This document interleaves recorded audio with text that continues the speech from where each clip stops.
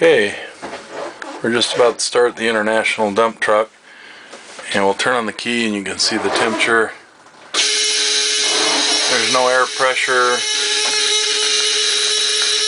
and temperatures are down. For some reason it says there's 100 psi of oil pressure, and the engine's cold.